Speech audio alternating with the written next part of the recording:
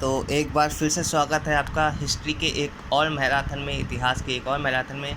जी हाँ, इस बार हम करने वाले हैं मॉडर्न हिस्ट्री, यानी भारतीय राष्ट्रीय कांग्रेस की स्थापना से लेकर भारत की आज़ादी तक की महत्वपूर्ण घटनाएं। आप क्रोनोलॉजी को समझें, ठीक है। तो चलिए फिर स्टार्ट करते हैं। 1885 भारतीय राष्ट्रीय कांग्रेस की स्थापना किसकी उपज थी?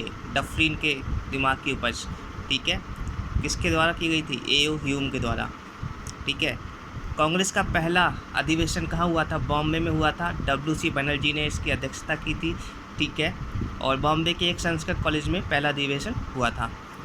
नेक्स्ट 1892, जी हाँ, 1892 में आपका भारत परिषद अधिनियम आया था। केंद्रीय और प्रांतीय विधान परिषद के लिए अप्रत्यक्ष चुनाव को यहाँ पर लागू किया गया था, ठीक है। तो 1904, जैसे आप जानते हैं, 1885 से लेकर 1905 तक का जो नेतृत्व किया था कांग्रेस का, वो उदारवादियों ने किया था। और उदारवादी जो थे वो प्रार्थना में बिलीव करते थे, निवेदन में बिलीव करते थे, ठीक है। 1905 बंगाल का विभाजन हुआ था। इस दिन बंगाल विभाजन के विरुद्ध कौन सा आंदोलन किया गया था? स्वदेशी आंदोलन किया गया था, ठीक है। स्वदेशी आंदोलन क्या मतलब इसका, इसमें क्या किया गया था आंदोलन में? तो आंदोलन में स्वदेशी वस्तुओं के इस्तेमाल पर बल दिया गया था और विदेशी वस्तुओं का बहिष्कार पर बल दिया गया था, ठीक है। 1906 में मुस्लिम लीग की यहाँ पर स्थापना हुई थी। 1906 में किसके द्वारा? ढाका के नवाब सलीमुल्लाह ने की थी। नेक्स्ट 1907 का सूरत अधिवेशन हुआ था, जिसकी अध्यक्षता की थी रास बिहारी बोस ने। 1907 में ही कांग्रेस के नरम दल और गरम दल में एक दूसरे से विभाजित हो गए थे, एक दूसरे से अलग हो गए थे 1907 के सूरत अधिवेशन में, ठीक है। यानी गरम और नरम दल को एक दूसरे की सूरत रास न आई। सूरत मतलब सूरत में अधिवेशन हुआ, रास न आना मतलब रास बिहारी बोस ने अध्यक्षता की इसकी, ठीक है। इस तरीके से याद आप इसको रख सकते हैं। 1909 अति महत्वपूर्ण पार्लियामेंट सुधार आया था यहाँ पर, और यहाँ पर मुस्लिमों को अलग पृथक निर्वाचन दिया गया था, ठीक है, जो कि एक काफ़ी विवादित मुद्दा भी रहा। नेक्स्ट 1911 दिल्ली दरबार लगा था। जॉर्ज पंचम आए थे भारत में, तो दिल्ली दरबार सजा था।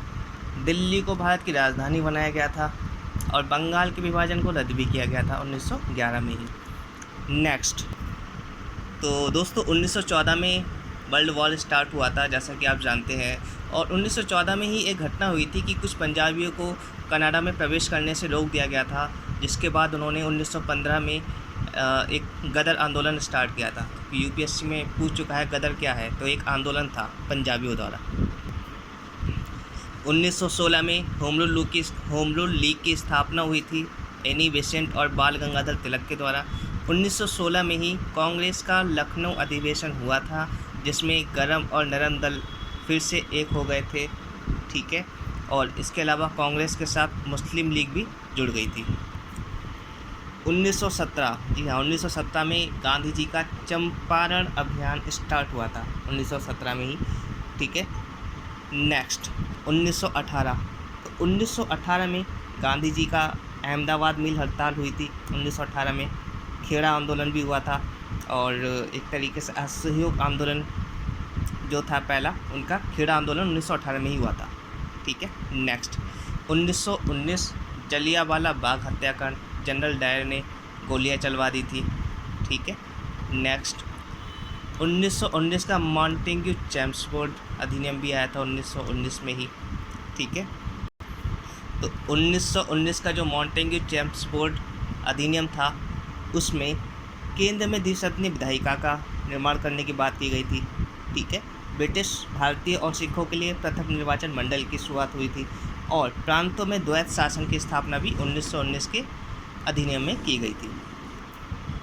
1920 दो मुद्दों को लेकर असहयोग आंदोलन की शुरुआत।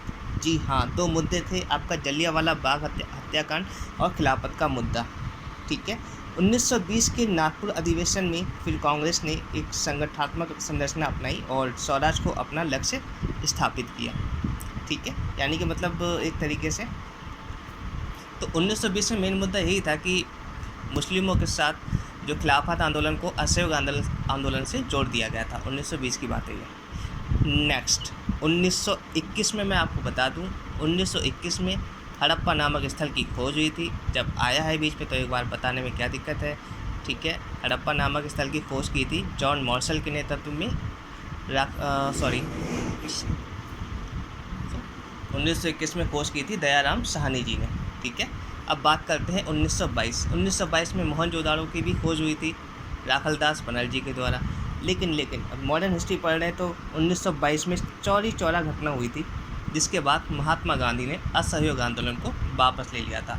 चौरी चौरा कहाँ है? उत्तर प्रदेश के गोरखपुर में। क्या हुआ था?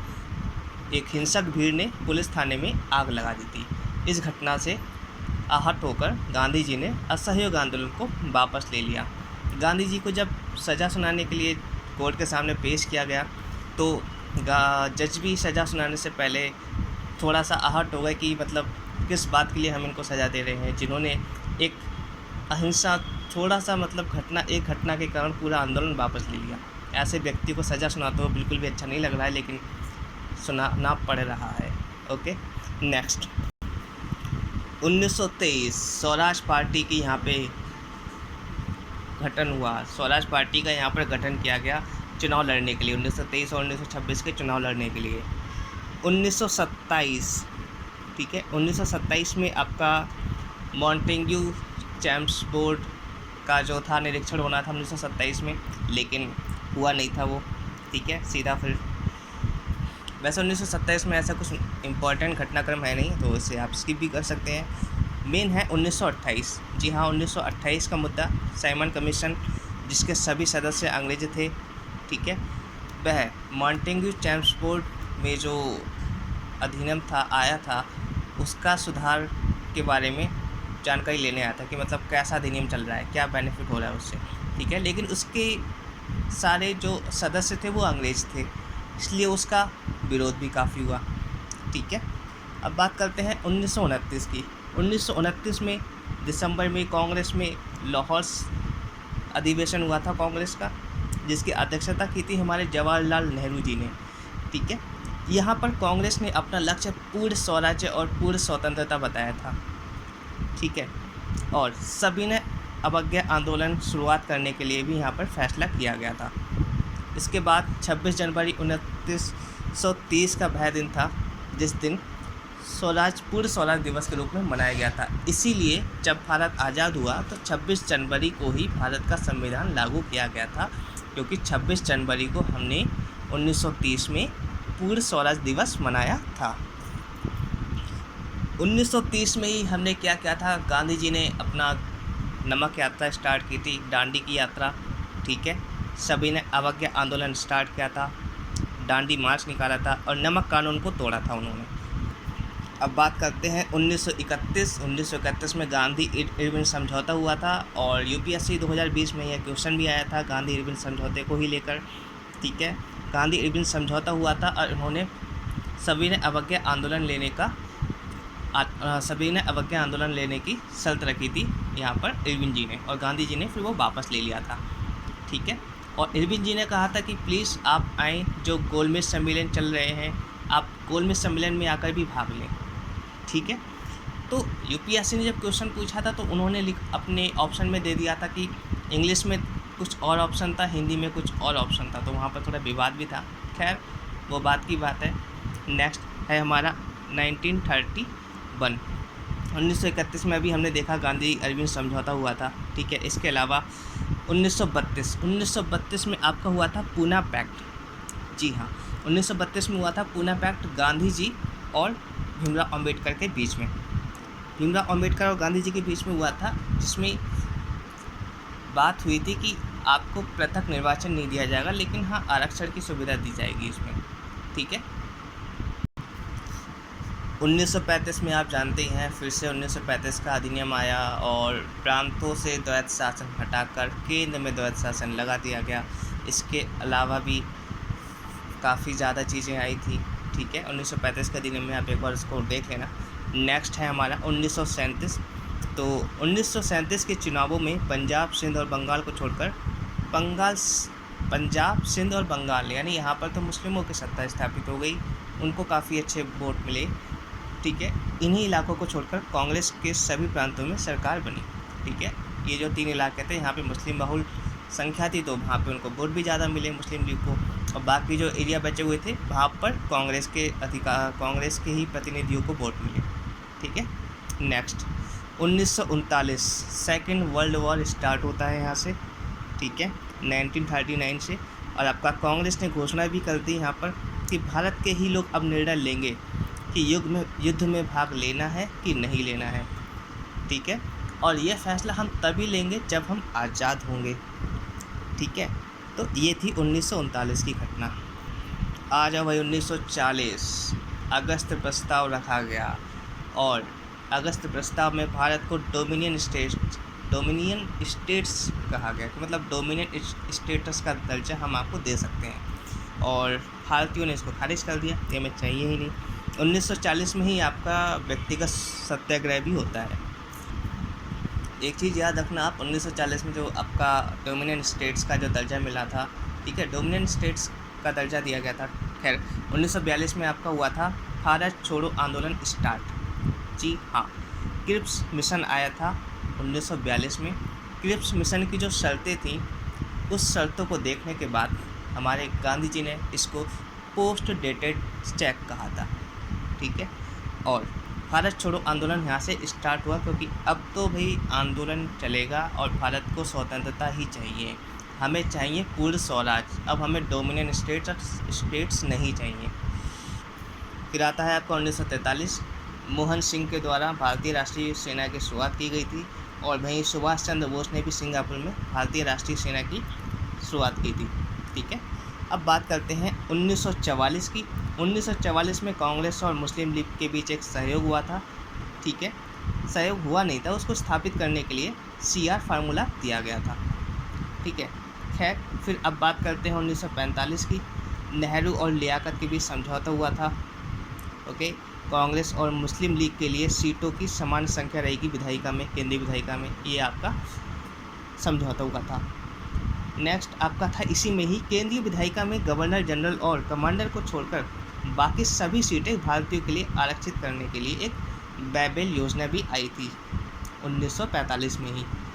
परिषद में हिंदुओं और मुस्लिमों का बराबर प्रतिनिधित्व रहेगा, यानी दोनों का बराबर प्रतिनिधित्व रहेगा। लेकिन भाई कांग्रेस ने कहा नहीं, अधिकारी तो हम भेजेंगे ना अपनी तरफ से, आप कैसे कर सकते हैं बराबर।